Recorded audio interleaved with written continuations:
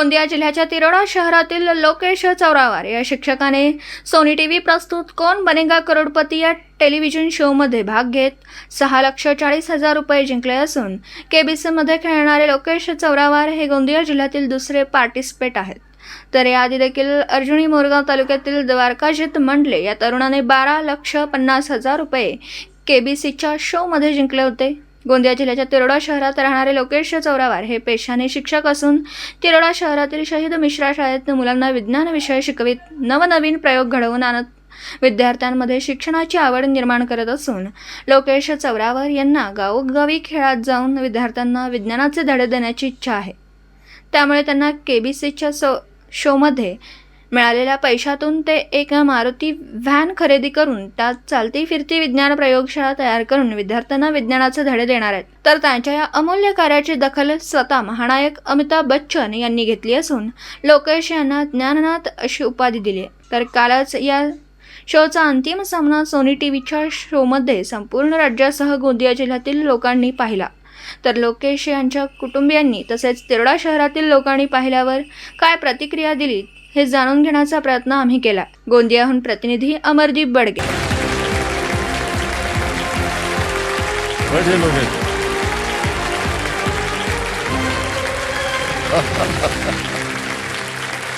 छह 6.69 सेकंडों में आपने उत्तर दिया है. गुरु आपके गुरु का आशीर्वाद हाँ, मिल गया. बिल्कुल. ऑलराइट.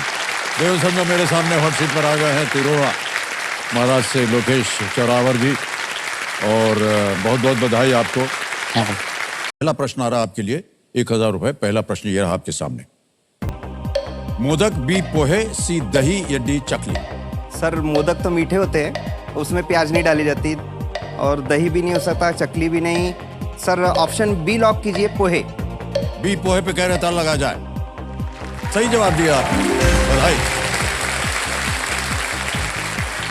दूसरा प्रश्न आ रहा है 2,000 रुपए इसके लिए मिलेंगे आपको. ये रहा अगला प्रश्न आपके सामने. 1979 की फिल्म गोलमाल के एक गाने के अनुसार आने वाला पल क्या करने वाला है. According to a song from the 1979 movie Golmaal, what will an आने वाला पल डू. ऑप्शन सुनिए. ए जाने वाला है, बी खाने वाला है, सी पाने वाला है या डी खोने वाला है. ना खाने वाला है, ना खोने वाला है, ना पाने वाला है, वो जाने वाला है. आप लॉक कीजिए ऑप्शन ए, जाने वाला है. ए जाने वाला पे ताला लगाया जाए. बिल्कुल सही जवाब दिया आपने. इसके गायक थे किशोर कुमार जी और संगीतकार थे, देख लिया. हाँ सर. अब आपके सामने विकल्प रखता हूं. ये रहे विकल्प. A cricket, B football, C hockey या D archery. Cricket, football, hockey या तीरंदाजी. सर सी हॉकी लॉक किया जाए. सी हॉकी पे कहना ताला लगा दिया जाए. बिल्कुल सही जवाब दिया आपने, बधाई. ये जो तस्वीर देखी आपने, हाँ सर. ये हॉकी के गोलकीपर, हाँ. उनकी छवि है. हाँ सर. आगे चलते हैं. ये चारों जानवर मौजूद हैं, इनमें से किसे एक शीर्ष शिकार करने वाला माना जाएगा. In an environment containing all four of these animals, which would be the apex predator? Option सुनिए. A buffalo, B monkey, C deer या D lion. भैंस, बंदर, हिरण या शेर. सर डी शेर लॉक किया जाए. डी पे ताला लगा जाए. बिल्कुल सही जवाब दिया आपने, बधाई. 5,000 रुपए जीत लिया आपने. एक एपेक्स प्रेडेटर का कोई प्राकृतिक शिकारी नहीं होता है और वो अक्सर मांसाहारी होता है. ये जो प्रेडेटर होते हैं, बाघ, शार्क, चील, कुछ अन्य उदाहरण है. शीर्ष केबीसीमुळे मला खूप प्रसिद्धी मिळालेली आहे आणि मी सतत 7-8 वर्षापासून याला ट्राय करत होतो, पण कधी त्यांच्याकडून मला रिप्लाय आलेला नाही आहे. तर यावेळेस मी रिप्लाय करण्याच्या येईल असा विश्वास ठेवला आणि माझ्या पत्नीने सुद्धा मला म्हटलं की आज शेवटचा दिवस आहे, तुम्ही मेसेज करा, तेव्हा काहीतरी होऊ शकतो. आणि म्हणतात ना की शेवटची चावी ताला उघडते, त्याप्रकारे माझ्या जीवनातही झालेलं आहे की शेवटच्या 1 तासामध्ये मी मेसेज केला आणि मला परत रिप्लाय आला आणि मी सिलेक्ट झालो.